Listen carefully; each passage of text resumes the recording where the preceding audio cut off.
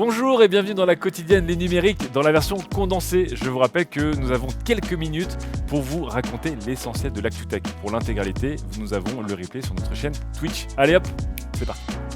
On démarre avec une bonne surprise de la part de Xiaomi. Et non, ce n'est pas un smartphone ce coup-ci. Promis, c'est un nouveau produit. C'est le concept de leurs lunettes en réalité augmentée.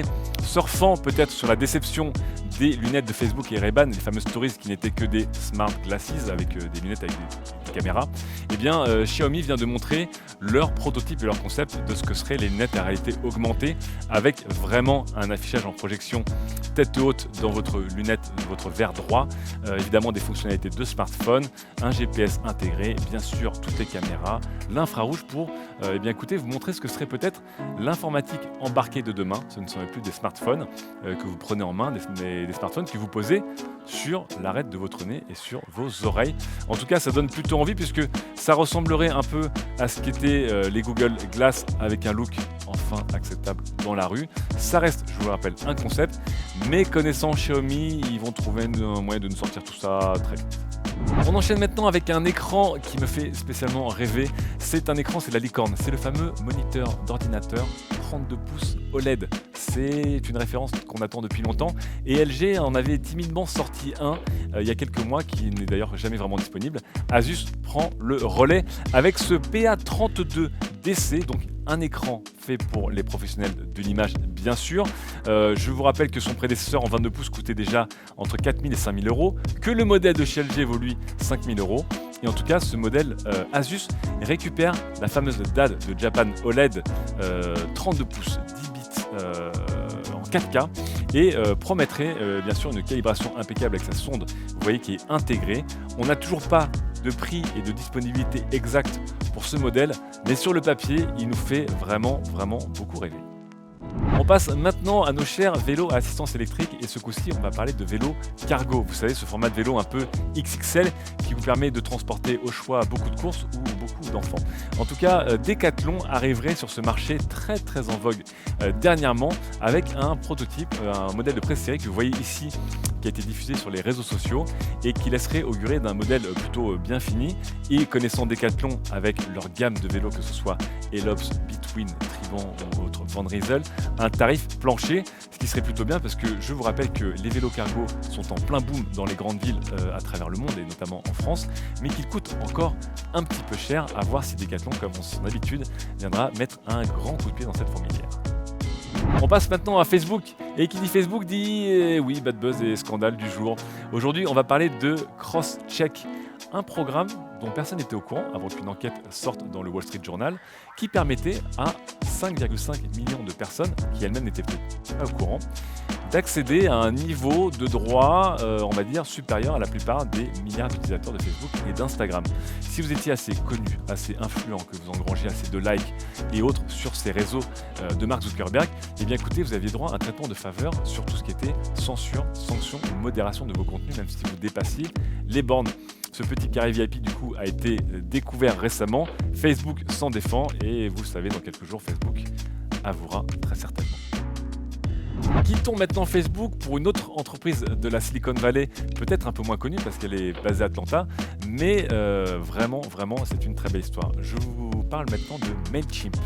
Mailchimp, vous en avez sûrement entendu parler lorsque vous avez reçu ou refusé des mails commerciaux. C'est la première plateforme de distribution de mails payantes et par abonnement pour des grosses et des petites entreprises.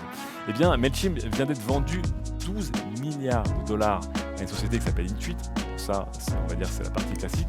Mais ce qui est complètement fou, et c'est ma lecture du jour, c'est l'histoire de Mailchimp qui est racontée sur Twitter par Jesse Punji et qui explique que Mailchimp était un side project d'une entreprise elle-même en faillite par deux personnes qui n'avaient pas trop réussi dans la bulle internet du début des années 2000 et qui ont réussi sans investissement externe à faire monter ce petit projet en une entreprise qui avait 30 000, puis 80, puis 400 000 clients et qui a été valorisée à quelques millions de dollars, puis à 2 milliards de dollars en 2016, à 4,62 milliards de dollars en 2018, à 10 milliards de dollars il y a 4 jours et finalement à 12 milliards de dollars aujourd'hui.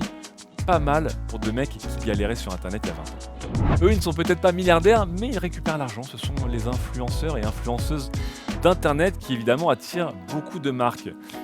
ça travaille bien, c'est cool, mais est-ce que ça avertit un petit peu leur audience et leur communauté? Rien n'est moins sûr. Malgré les lois, malgré les recommandations, eh bien encore un quart des contenus dits sponsorisés des influenceurs sur les réseaux sociaux ne sont pas déclarés comme tels, voire sont un petit peu cachés sous le tapis. Donc on prend l'argent, par contre on ne donne pas dans la transparence. C'est en tout cas un rapport, l'observatoire de l'influence responsable de l'ARPP qui revient sur ces chiffres meilleurs qu'il y a quelques années, mais toujours pas suffisants. Faites encore une fois attention lorsque vous suivez votre influenceur ou influenceuse préférée. Si à un moment il se met à boire beaucoup de thé ou à vous vendre des objets un peu spécifiques qui pourraient venir de Chine, c'est peut-être du sponsorisé. On attaque maintenant sur l'information principale du jour, en attendant celle d'Apple tout à l'heure. C'est Canon qui, je vous le rappelle, a fait ses annonces avec deux objectifs, des accessoires et surtout un très beau boîtier, un mini vaisseau amiral qui porte le nom d'EOS R3, enfin officialisé. Alors quand je dis vaisseau amiral, c'est que vous avez devant vous l'appareil photo sûrement le plus perfectionné qui n'a jamais été conçu par Canon, avec des spécifications dithyrambiques qui ont été détaillées en live par Guillaume durant la conférence tout à l'heure à midi. Et quand je dis mini, c'est que ce beau bébé d'1 kilo en monobloc eh bien, pèse quand même quasiment 30% de moins que son grand frère, l'EOS 1DX Mark IV. Vous avez en tout cas là-dessus un capteur 24 millions de pixels, une rafale à 30 images par seconde, une construction qui pourrait résister à toute forme d'apocalypse, un viseur dithyrambique et une détection de l'œil et de l'iris pour pouvoir viser de manière encore plus précise et plus rapide. Je vous rappelle que ce boîtier vendu à la modique somme de 6 000 €, boîtier nu évidemment, s'adresse aux professionnels qui s'en donneront à cœur joie dans les prochaines compétitions de sport notamment. C'est la fin des actus du jour. En attendant évidemment dans quelques minutes la conférence Apple et toutes ses annonces. En attendant, je vous rappelle aussi qu'il se passe plein d'actus sur le site. On continue et on ne s'arrête jamais de faire des tests sur les numériques. Nous avons par exemple testé un petit écran 75 pouces 8K de chez Sony pour la modique somme de 6 000 €. C'est évidemment Tanguy qui s'y est collé.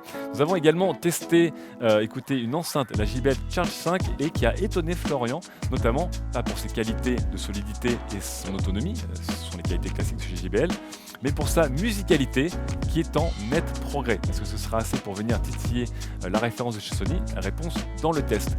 Et enfin, Aurélien, lui, vous a fait un versus que beaucoup de personnes attendent. C'est le duel entre les deux hybrides stars du moment, la Toyota Yaris hybride première et la Renault Clio E-Tech 140, elle aussi première édition.